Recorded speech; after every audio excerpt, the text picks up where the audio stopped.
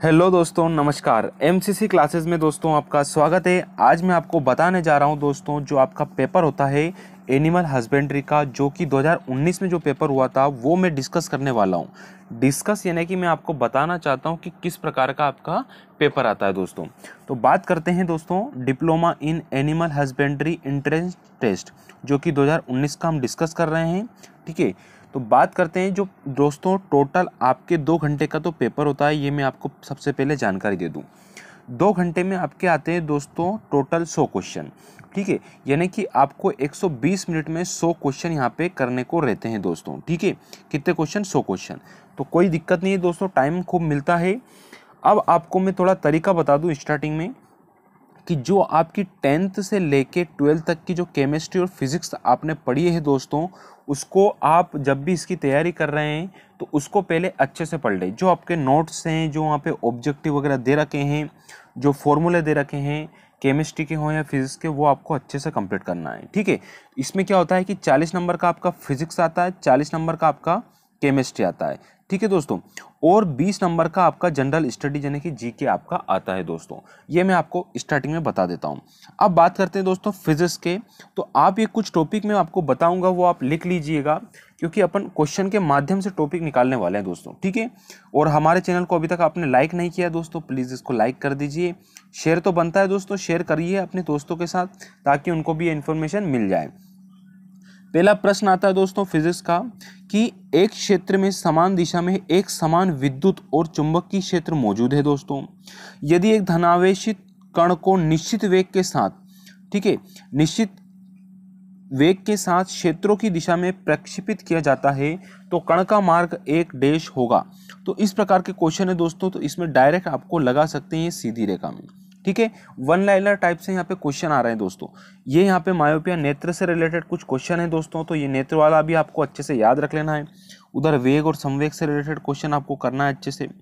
नियतांक दोस्तों हर एग्जाम में इसमें हर बार पूछा गया है, एक ना एक किसी ना किसी चीज का पूछता ही है, तो आपको अच्छे से देख लेना है दोस्तों। कोई ना कोई सी रिएक्शन इसमें पूछता ही है वो। ठीक है, तो इसमें दे रखा है सार्वत्रिक गैस नियतांक R इसके द्वारा दिया जाता है, तो इसके द्वारा ये दिया जाता है।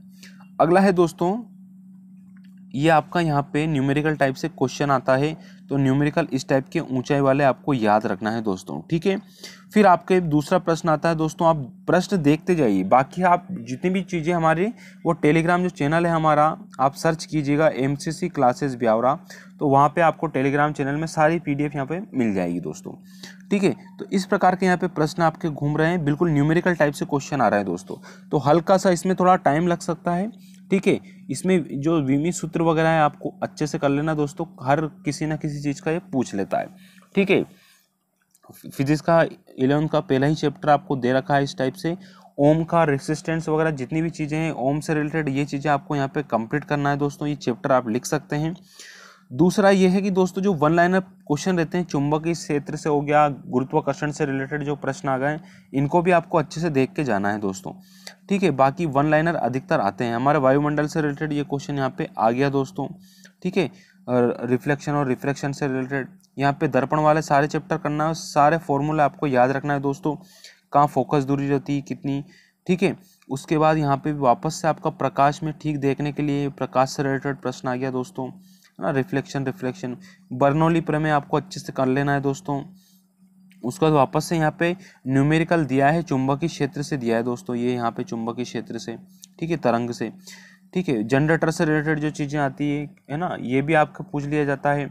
और कई बार ऐसी चीज़ें आ जाती है कि केमिकल रिएक्शन से आपका लाइट बन रही है, तो क्या हो गया, मोमबत्ती है वो, इस टाइप के प्रश्न भी यहाँ पे घूमते हैं। ठीक है, फिर एमीटर वगैरह है, गैल्वेनोमीटर है ना, ये सभी देखना है। ये आपका चैप्टर अच्छे से करना है। नैनोमीटर में कितने एंगस्ट्रॉम होते हैं, कितने माइक्रोमीटर होते हैं, ये सारी चीज़ें आपको याद रखना है दोस्तों। फिर अगला प्रश्न आपका चुंबकीय प्रतिचुंबकीय वाला मैं आपको बता चुका हूँ। ठीक है, विद्युत वाला चैप्टर अपना हो चुका है। उसके बाद में आपका आता बल से रिलेटेड, जो फोर्स से रिलेटेड जो प्रश्न है वो अच्छे से करना है।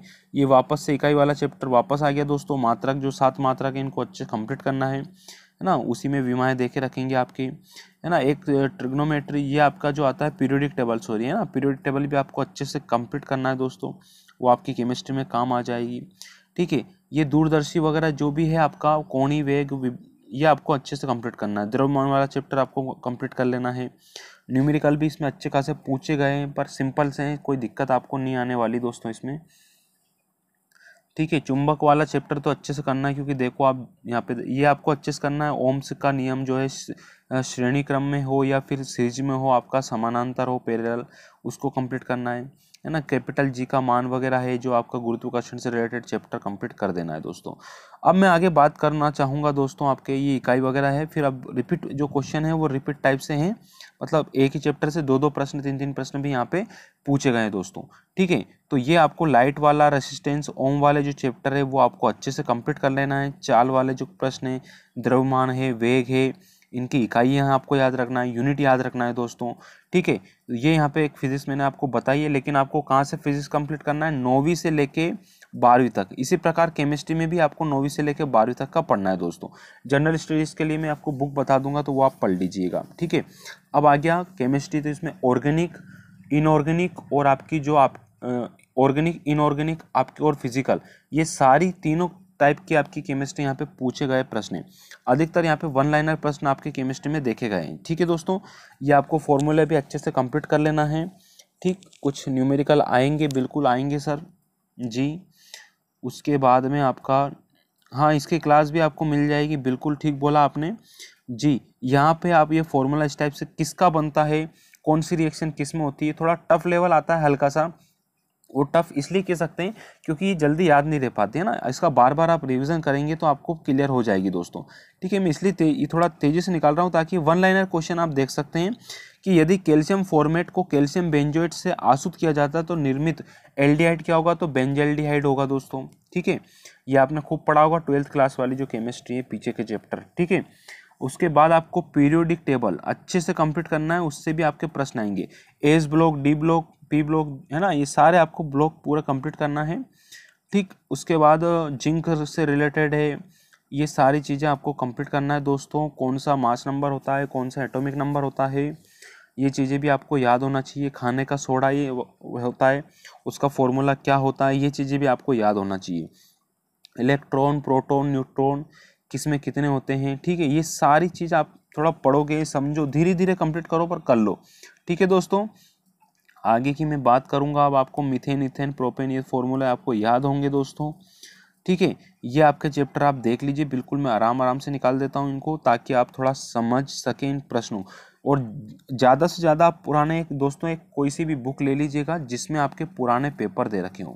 ठीक है, तो पुराने पेपर आपको पूरी तरह से कंप्लीट करना है, उसके बाद ही आपके सिलेबस के अकॉर्डिंग आपको आगे बढ़ना है, ये आपको ध्यान रखना है दोस्तों। ये एक एक प्रश्न आपके लिए यहाँ पे इम्पोर्टेंट साबित हो सकता है दोस्तों। ठीक है, पुराने प्रश्न, क्योंकि ये क्या है कि जितना पुराना प्रश्न लगाओगे उतना आपको नया एक्सपीरियंस मिलेगा। ठीक है, ताकि पुराने क्वेश्चन में ये अम्ल क्षार और ये आपको कंप्लीट करना है। ठीक है दोस्तों, पीएच मान वाले जो प्रश्न आते हैं, एमस्ट्रॉन्ग वाले, ये यहाँ पे टेबल टाइप से यहाँ पे दे दिया है। अब बात करता हूँ मैं जनरल स्टडीज़ की। इसके दोस्तों 20 क्वेश्चन आते हैं और ये कहीं से भी उठा के पूछ लेता है, तो इसके लिए सबसे बेस्ट बुक है दोस्तों। सबसे पहले तो मध्य प्रदेश को कंप्लीट कीजिए, एमपी जीके को, उसका लूसेंट पढ़ दीजिए। ये दो बुक के अलावा तीसरी बुक आपको नहीं पढ़ना है, और थोड़ा सा करंट अफेयर पे भी ध्यान रखिएगा। कुछ क्वेश्चन इसमें आए हैं। ठीक है, जैसे पूछ लिया गया, प्रग्योत वंश एक प्राचीन राजवंश है जो महाजनपद काल से ही संबंधित है, जिसने अवंती पर शासन किया था दोस्तों। इस टाइप के प्रश्न यहाँ पे पूछ लेता है। ये कुछ करंट अफेयर के क्वेश्चन आ गए दोस्तों कि खेल और युवा विभाग मध्य प्रदेश ने पारंपरिक खेलों पर विशेष ध्यान देने के साथ सीएम कप यानी मुख्यमंत्री कप की शुरुआत की, तो कब की थी, 2015 में स्टार्ट की थी। ये करंट अफेयर का क्वेश्चन है दोस्तों आपका। इसमें पिछले साल का भी आ सकता है, 2 साल पुराना भी आ सकता है, पर कोशिश कीजिए लेटेस्ट तो आप याद कर सके दोस्तों। और इसमें बिल्कुल सिंपल सा प्रश्न, कर्क रेखा से कौन सा होकर कौन नहीं गुजरता, मतलब किस जिले से नहीं गुजरती, तो बड़वानी जिला, है ना। इस टाइप के प्रश्न बिल्कुल सिंपल से प्रश्न आएंगे, कोई दिक्कत नहीं दोस्तों।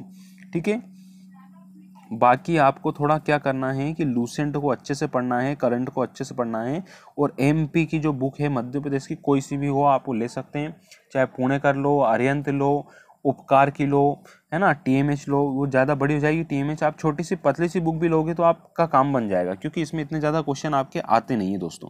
ठीक है, ये कोई संस्था वगैरह है, संगठन, इनका मुख्यालय वगैरह कई बार पूछ लिया जाता है कि इसका मुख्यालय कहाँ पर है, तो इस टाइप के आप प्रश्न बिल्कुल आसानी से कर सकते हैं दोस्तों, है ना। कंप्यूटर से रिलेटेड प्रश्न आ गया आपका ये, है ना। इतिहास से रिलेटेड आ गया, ये मध्य प्रदेश का इतिहास इसमें पूछा गया है अधिकतर, ठीक है। बाकी तो आपके देख सकते हैं कि इंदौर के होलकर राजवंश की स्थापना किसके द्वारा की गई थी, तो मल्हार राव होलकर के द्वारा की गई थी। विराम में निकाय का वेग, ये कुछ हल्का सा फुल्का आपका जनरल स्टडीज यानी सब चीज़ इसमें पूछ ली जाती है दोस्तों। तो प्लीज़ दोस्तों थोड़ा ज़्यादा से ज़्यादा आप मेहनत कीजिए और थोड़ा अच्छे से पढ़िए, कूल रह के पढ़िए। और पुराने जो ओल्ड पेपर है ना दोस्तों, उनको आप डाउनलोड कर लीजिए या कोई सी बुक ले लीजिए और उसको एकदम अच्छे से उसको पढ़ दीजिए और एक एक क्वेश्चन आपको याद होना चाहिए, ठीक है। समझने का प्रयास कीजिए, ज़्यादा से ज़्यादा आप याद रखने का कोशिश कीजिए। तो प्लीज़ दोस्तों चैनल को अभी तक सब्सक्राइब नहीं किया है तो सब्सक्राइब कीजिए और ज़्यादा से ज़्यादा शेयर कीजिए। धन्यवाद साथियों, और अपनी तैयारी में जुटे रहिए।